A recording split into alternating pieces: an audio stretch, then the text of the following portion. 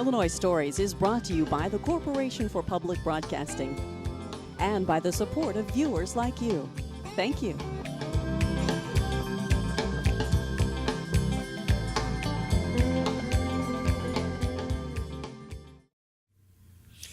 Hello, welcome to Illinois Stories. I'm Mark McDonald in Taylorville on the Square, where over the years a multitude of interesting things have happened, but in the mid-30s, this was the focal point, what was known as the Christian County Coal Mine Wars. And a local man, a Springfield man, has spent several years, actually decades, doing interviews and writing about the coal mine wars. And Kevin Corley's with us today on the Square. And we're standing here in a drizzle, in a January drizzle, Kevin, but it kind of reminds us that as unpleasant as it is here, it was much more unpleasant here in the 30s, wasn't it? We wouldn't have been standing like this in the 30s, Mark, because up on top of the buildings around the square here, the National Guard was here. Because of all the disturbances, which we'll talk about later. And supposedly there were machine guns there and National Guardsmen with bayonets. And if we'd been standing here talking like this, we might have got poked with a bayonet. Is that right? Yes, sir. And what was all the disagreement about? The United Mine Workers president, John L. Lewis, was the Christian County coal miners thought that he had betrayed them and gone over to help the mine company with some of the decisions they were making. Mm-hmm. So they decided to form a new union called the Progressive Mine Workers of America. And at one time, they had so many of the progressives that were arrested, they had to put them back here in this courthouse. And there were hundreds of them there. And one day they decided, let's get out of here. They tore the heck out of the courthouse, jumped out the windows, and ran away, hoping the National Guard wouldn't shoot them. So the National Guard was here to protect the United Mine Workers' cause. Is that sort of the way it was? Well, if you asked the progressives, they would have said yes, that the National Guard was really hurting them more than it was the United Mine Workers and the coal companies. Yeah. But if you stood here on the Square between 1932 and it's up to the mid-30s, what would you have seen? Well, if you were standing here at the wrong time, you might have seen the Progressive or the Breeze Courier newspaper office get blown up. That and the United Mine Workers office got blown up at the same time. Uh-huh. Some people say the progressives did it. The progressives say no, the United Mine Workers and the coal company did it themselves to get sympathy. Yeah, but you'd see the National Guard here on a regular basis. Yes, they'd be right around this area. You'd have two of them at every one of the entrances to the courthouse. Uh-huh. And on the roof, some people with machine guns. Right, and they were camped right next block over. They had tents and everything set up, and yeah, they were here for quite a while. It was a very rough and tumble time. I mean, it was during the Depression, too, so nobody was doing very well. Everybody was scrambling for every penny they could get, and that's really kind of what your books are about. We're going to look at your books as we go through this program, and fortunately for us, here on the Square is the Christian County Coal Miner Museum, which also has an interesting story and has some displays that we can look at as we hear about your books. Well, great. I'm looking forward to it, Mark. Okay, thank you. Okay.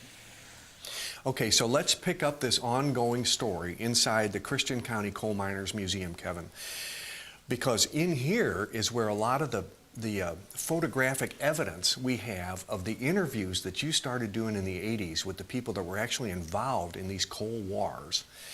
We've got a lot of evidence in here about what coal mining was like back in those days, don't we? It's an interesting room to be in. Oh, it's fantastic, and the Christian County is lucky to have this coal mine museum. Because a lot of the information that I was able to receive from the people that I interviewed, they left their memorabilia in here, mm-hmm. which makes it very interesting. Mm-hmm. The four boys on the front of my book. Let me hold these for you. 16 tons covers 1898 to 1933, and the sequel is Throughout the Water, which is from 1933 to 1937. Same characters carry over. Mm-hmm. But these four boys I interviewed when they were in their 80s, this picture was taken from 1913. It's the Ball brothers from Hewitttville. And it's just south of Taylorville, yeah, it's just south of Taylorville. Mm-hmm. And they were also photographers from 1898 till they died. And a lot of the photographs you'll see in this museum came from their basement. We were able to get a lot of their photographs put in the Abraham Lincoln Presidential Library and Museum. Is that right? Mm-hmm. Okay, so you do these interviews starting in the 1980s, and you are working with Carl Oblinger, who's a historian, and I remember when he published a book about the Coal Wars, and I thought to myself, you know, that's a period in Illinois history that is not particularly well known by, you know, the general public. So this, what you're trying to do is say, this is a very important part of our history, and your novels show that, don't they? Very. And the reason I wrote it in novel form, and Carl used to tease me a little bit about it, and a guy named Colin Davis, who's a friend of mine, Sure. He's the one that got me to do oral history interviews. They would tease me that I was doing a novel instead of an academic work. And I said, well, what's the greatest book you can find on the Civil War? And what academic book? Well, they couldn't name it, but they could name The Red Badge of Courage, by Sure. Stephen Crane. Yeah, yeah. So I wanted to get through to my students, the young people in America, the sacrifices that working men and women have made so we have better wages and working conditions today. And this is the way that will, I think, interest them. We start out, in your scenario, we start out even before the year 1900, don't we? Right. And it's just remarkable when you look at what coal mining was like in the day. Take us through this just a little Sure. bit. In 1897 and 8, actually 1897, there was a big strike where the United Mine Workers was just becoming powerful. And in 1890, the next year, 1898, they had major problems in Pana when the coal companies in Pana, Verdun, and Carterville, Illinois, refused to pay the miners what they had promised, which was 40 cents a ton. Ooh. Well, the miners rebelled, of course, and they went on strike. United Mine Workers was not very big at that time, but they brought black strike breakers in from Birmingham, Alabama, into Pana to work the mines. And the reason the mines were so important in Pana was we had big, longer seams. Our seams were 6 to 8 feet high and 24 inches thick. And it was great bituminous coal. And it was very popular among the railroads. So these pictures show the miners working down. Yeah. This one over here is they're cutting the seam. And it, Well, you can see that they're able to stand all the way up in this Yes. seam. So that's what you're saying, 6 to 8 feet. So they can even swing an axe Right. over their head. but of course they had to use mules to bring the coal out because the coal was so heavy. Sometimes they'd have to pull it out with people. Now, I noticed there are no pictures of blacks working in the mines. That probably wasn't allowed, was it? They didn't want anybody to know that was going on. And actually, that's the problem we have with understanding this time period. The blacks were not allowed, we have practically no record from the blacks. We have plenty of oral histories and letters and things that were in the newspaper about the white experience, nothing about the black experience. So you have to kind of speculate on what they were going through. I want to mention that the first blacks brought to Pana had no clue that they were going to be strikebreakers. In fact, they were told, were offered jobs and then they left them in the dark, huh? they were actually told that there was no problem in Pana. And they did the same in Verdun and Carterville. So they came in without a clue. And what happened was a lot of the trains were stopped where that were bringing the blacks in, and they shot them. They had gunfights, which is what we'll talk about with the Verdun. Let's walk over that way. Okay. Follow you. Okay. We're in very close quarters here, so that's why we're being so. Sure. So this displays the Verdun. This is a monument that they have in the town of Verdun out on the square. And what it shows is that here's the letter, here's the sign that they had for the wanted 175 good colored miners. Doesn't say, it tells them what they'll get paid, which is up to like $3.75 an hour. 30 cents a ton instead of 40 cents a ton that they're promised to pay the whites. And actually, when they got there, they were only paid 25 cents a ton. Oh, boy. And then to make it even worse, which was common with all the miners, they paid them in scrip or coupons, which was only good at the company store. So once the miners got caught up in this cycle of owing money to the company store, they never could get away. They were caught up in it. And the other thing they didn't tell them was they also charged them to bring their wives and children. They didn't tell them that when they came, but once they got here, they looked at their first checks and it was practically nothing. Yeah. Oh, boy. And Mother Joan, she's an interesting character, too. Does she appear in any of your books? Oh, yes. She's in both books. She's very important, of course. She lived to be almost 100 years old, died in about 1930. And she was in Central Illinois a lot helping the coal miners. She was in West Virginia and Ludlow, Colorado for that massacre. But she is actually buried in Verdun, down in Mount Olive. In Mount Olive, yeah. Yes, and with her, she wanted to be buried with her boys who died in the Verdun Massacre. And we didn't mention what happened there was the train came in with to bring the black strikebreakers in. They didn't know it, but at the last minute they were told to duck down in their seats as they came into Verdun. And there were detectives on the train that had brand new Winchesters. And there were detectives up in the stockade that they were bringing them into in the coal mine with Winchesters. The United Mine Workers tried to not have guns and things. They were told they weren't to bring them, but a few of them did. And so when the train came in and it wouldn't stop, a gunfight erupted, and 7 United Mine Workers were killed, 5 of the company guards were killed, and it was quite an event. And then a lot of the blacks that were on the train were wounded. When they got to Springfield, Illinois, they were told they could either go home to Birmingham, and the United Mine Workers would pay for it, or they would have to stay on the train. They kept them there for 3 days. At the end of the 3 days, the company gave up and said, we don't want you anymore, go on home. And some of those guys went to Pana to mine, some of the blacks. Now let's go back this way again. I guess the United Mine Workers, I'm guessing at that time, was a very new union, wasn't it? Right, and this event we just talked about in Pana and Verdun helped to get the United Mine Workers powerful. Without those things, that were the first major successes that they had across the whole nation. This is, we talked about that, you know, we had a 6 to 8 foot seam that we were looking at, but they had to work in really uncomfortable and almost inhumane conditions in some of these, didn't they? Take us through this is a day in a mine, isn't it? Sure it is. This is around the turn of the century. This picture shows the outside of the mine. This is the old coal shaft in Taylorville, which closed in the early 1900s, but it's the first one they started in. Here's one of the miners getting his pit tag, which was very important because if he died down there and they couldn't identify the body, they could see the pit tag and see his pit tag number.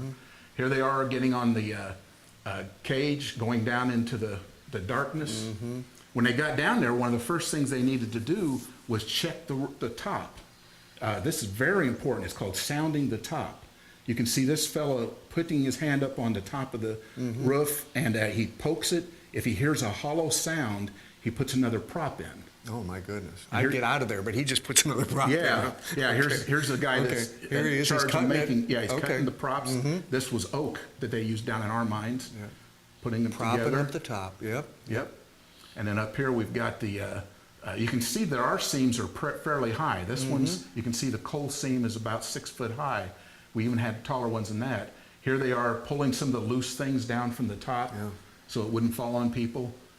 This guy over here's it shows you a better picture of the height of the seam. What's he This one's doing? about it. He's just putting his hand up to show you how high it is. Oh, okay. In the next picture, this guy's checking for methane gas. He put He's it got up a there. meter. He's got a meter there, huh? Okay. Yes. Now, in some of these conditions, we got to look at some of these because we mentioned, okay, that's a high seam, but look down here at some of these. This is barely getting a train through. Look here. Yeah, we had a few mines in Illinois that had lower tops, but a lot of these pictures at the bottom are from West Virginia and Kentucky, and that's what I wanted to say was the reason that coal mining was successful in Illinois and the United Mine Workers were successful was because we had better seams of coal, we had safer conditions, and the good thing is when a miner was out on strike, he could survive very easily, but with livestock and gardening and hunting and fishing and gathering. So, and he could go to local towns to work. But you can see the conditions down here in these little mines. Here's a, let's just start with right up here. Here's a guy cutting the seam in a 3 foot mine. You're not going to get a whole lot of coal out of that. No, and look how uncomfortable that would be. You'd be crouched all day on your hands and knees. Right. And then they had to drill with a 6 foot drill into the face, and then with the hole that was in there, they would tamp a piece of wax or paper. They put the dynamite or the black powder in. This guy is a crazy picture because he's actually biting the cap, the mine cap, which is a silly thing to do. He could have blown his head off. Oh man! But and then they shot it, And the smart thing in Illinois was the miners who would shoot at night and let the dust settle and then load it had less chance of having what they called back then miner's asthma. But here they are loading the coal. This is one of the ball pictures here that were taken right over by Ewitville. Oh, that's the family you were describing to us. They took that photograph. Here they are. Sometimes they push the coal. These are men pushing it. Sometimes we use mules around here. But down in the 3-foot mines, they use dogs and even goats. Oh, to pull the wagons. To pull the wagons out. Oh, my goodness. And the joke was down in the mine, in the 3-foot mines is, you know what, if we get stuck down here, at least we'll have something good to eat. So, goodness gracious. Right. We mentioned earlier, you talked about on the square in Taylorville about what it was like when they called in the National Guard. At about that time, we've got a display of pictures over here too that show what was going on at about that same time. And I love this one to start with, because this shows you that this is at the state capitol in Springfield. Yes. The amount of fervor and I guess participation that these wars brought along with them. yes, a wonderful lady named Agnes Week organized a 10,000 woman march on the Capitol building in late January of 1933. And here's some of the women who were, she had them all dressed in white, except for the wives, the widows of the Moweaqua disaster that had happened just right over here in Moweaqua, Illinois, and Christmas Eve, just the month before. And they dressed in black. But yes, they marched. They talked to Harry Horner, who was the governor at the time, and tried to demand that what happened was the United Mine Workers were being criticized because John L. Lewis was going along with the company and thinking, yes, we need to mechanize. We're going to have to cut back on miners. Well, the miners didn't want to see staff cut back. They'd rather share jobs. So there was even talk about socialism and things back in those days. But here's a picture. They formed a new union called the Progressive Miners of America, and they literally went to war with the United Mine Workers and the coal companies, to the point where the National Guard had to be brought in to keep the peace.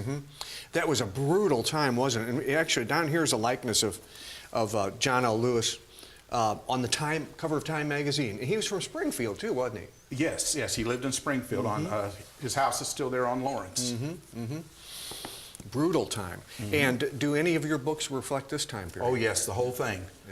16 Tons begins in 1898 with the Verdun Massacre that occurred, an alleged incident where a bunch of blacks were killed and they buried their bodies. And then continues on. Most of the words in my books came right from the people I interviewed, which I think makes it unique. So when you read about a person saying something, they really did. And then Throw Out the Water is a sequel that picks up in 1933, and it covers just the Christian County coal mine wars. So, and these books are available here at the Christian County Coal Miners Museum, as well as a really interesting tour if you want to look around this place. Oh yes. Because you've got all kinds. You got the old uniforms of some of the family members that worked in the mines. You've got the stories and the photos from the coal wars, and a lot of coal miners, particularly, are people who came from coal mine families who find this particularly interesting. That's what was interesting when I talked to my high school students. They'd say, these gunfights couldn't have happened in Taylorville. There'd be a book about it, there'd be a movie. And that's why I wrote the book. And then it wound up getting published quite accidentally, and I'm happy for that. And young people are learning a lot of the things about their families, and they actually did a lot of the interviews. Well, thank you. Okay, well, thank you. Chuck Martin, your father, Bernard, and we're looking at his uniform now, was a coal miner throughout his life. Your grandfather was associated in a very unfortunate way with the coal mines, and those two sort of are responsible for you wanting to be part of this coal miners museum, isn't it? Yes, that's correct, Mark. It's in the family. My grandfather was a United Mine Workers Union official, and unfortunately was killed in 1950. He was shot in the face 100 feet away with a scope rifle. The family believes it was intentional killing. My dad and my mother were on their honeymoon at the time, and they came back, and his dad's shot and killed. We have a picture of your grandpa right here. Yeah, 1950, August 4th. Oh, I my never knew goodness. him. I'm named after him. I would have liked to have known him. Yeah, and your dad then, of course, of course that made him bitter. He was bitter about that his whole life. Sure. But then he also spent his whole life in coal mines. He followed in his father's footsteps, and my grandfather was a district board member in the United Mine Workers in DuQuoin, Illinois. And then my dad ultimately became a local union president at the Hillsboro mine in Coffeen, and then became district board member here in Taylorville as well, and became very active in the cause of safe working conditions. After he finished his time with the United Mine Workers, he became a state mine inspector. For the 25 years, he was a state mine inspector, and that's the uniform that he wore as a state mine inspector, and he was proud to try to make coal mining safer for everyone. You sort of, I don't want to. I'm not sure. You became interested in this because Will Stone kept this thing going for years. Will's the founder. He was a career coal miner himself. Yes. He had it was a dedicated interest in particularly Christian County coal mines. Yes, Peabody number 10. And he brought this collection together from mostly local folks. Lots of people donated, lots of people helped him, but Will he spearheaded the effort. Yeah. And then Will passed away, unfortunately, Yes. and now you are carrying this collection on. Yes. And it's interesting because you don't even live here. You live up in Byron, so I you live can in only be Byron. here once a week, right? I'm here once a week. This is my home, and we're trying to sell our home in Byron and come here. But I promised Will that I would make sure I'd do everything I could to keep the museum going. I asked you to pull out some of the more interesting, of the interesting things that are in the collection here. Right. And I like this. Let me hold this up because this shows where the coal in Illinois is. And boy, if you talk about southern Illinois, it's chock full of coal. Sure is. The purple is where it's most dense. Right. And then as you get to the lighter colors, it's less dense. But it's everywhere, south I-80, isn't it? Right. It could be a booming economic engine for the state. Unfortunately, right now, there's only 10 active coal mines, and they're all in the southern part of the state. But at one time, coal was king, and we could become more involved in the coal industry if we choose to, because the resources are there. Yeah. And look at this. I love this because this is a picture of a guy. Now, this John Sirican, I'm not sure how his name is pronounced, is from Verdun, Illinois. And you can tell this is from the 30s. He builds a car that runs on coal. Now, whoever thought that's progressive as you can get, isn't it? It certainly is. It claims that he got 58 miles an hour and could go 35 miles on a bucket of coal. 35 miles on a bucket Pretty of coal. inventive. No kidding. Good for him. Wow. Yep. One of our area miners. You know, Kevin talked about the script, what you got paid when you worked in the mines, and this was valuable only in the company store. Right, that's and a commemorative. Peabody Coal, reissued Commemorative this, coin. huh? Yes, they did. On their 100th anniversary in 1983, Peabody Coal issued replica copies of scrip that was used in place of money. Fantastic. And, you know, we were talking about, Kevin said one of the first things a miner did when he got into a room down in the mine was they would poke. I guess they went this way, didn't they? Yes. You hold it, because you know how it works. Well, the brass top, especially if you had brass, it made a better hollow sound. So it was a safety feature to test the top to make sure that where you would be working wouldn't fall on you during the course of the day. And oftentimes the bars had a little pry bar of some sort that might be affixed to it to help pull down bad top. Not every coal miner had one of these. In fact, oftentimes it was just the mine examiners or the supervisor of the section or the state inspectors or the bosses, that sort of thing. But these are very valuable tools, very simple, but saved a lot of lives. To talk about saving lives, this is a dangerous piece of equipment right here, isn't it? Right, it's very fragile. This is from the early days, isn't it? We think this is a 1900s version of the open flame cap. Fuel would go into this receptacle. Flame would come out here. That was their only light. And you just kept it going while you were down there? As long as you had a flashlight, this is what you had. Right, and that's the light by which you work. This is a canvas top, so it provided no protection, except it held your fuel for light. So here's possibly hundreds of guys down here in this place where all this coal dust and gas is and they got open flames. Everyone's got an open flame. Right. Whoa. It's hard to imagine. The working conditions were so primitive. Oh my goodness. This is a safety light, a modern version of the way to detect methane gas. These were very common but very easy to operate, and they would hold them up at the top of the face where methane gas would accumulate. And if there was a flame in here, and if the flame became more intense, that measured the presence of methane gas, and then they would vacate that section. Time for one more item, okay? And this, I want to show this because this ties back to Kevin's book, Throw the Water Out. Right. This is pretty much standard issue. Everybody in the coal mine that I know of had a dinner bucket. And the dinner bucket would have a top part where you put your food, and of course the bottom part is where you had your water, which was much more important than food, because you can survive underground without food for a long time, but you sure can't survive very long without water. And what people would do, the union people who would become upset with whatever, if they wanted to engage in a wildcat strike, which unfortunately happened probably more often than it should have, they would just throw out their water. Nonverbal signal, universal signal to all the coal miners: we've had enough, we're going out on strike. That way management had a difficult time finding out who started the work stoppage. Wow. Okay. Throw out the water, to Kevin's book. Throw out the water. That means we're going back up top. That's right. Not spending any more time down here. Okay. Well, thank you, Chuck. You're very welcome, Mark. Wow, Thank what a you. terrific visit.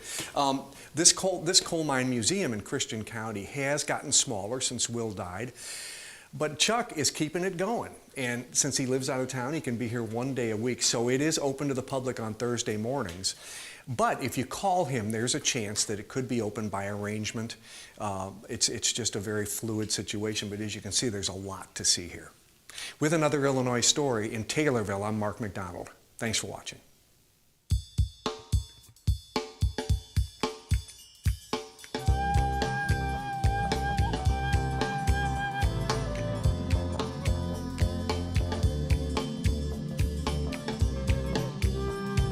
Illinois Stories is brought to you by the Corporation for Public Broadcasting and by the support of viewers like you. Thank you. For a DVD copy of the program you've just seen, send 1995 to Network Knowledge, P.O. Box 6248, Springfield, Illinois 62708. Be sure to include the program name, subject, and when the program aired. You can also order with your credit card by calling 800-232-3605.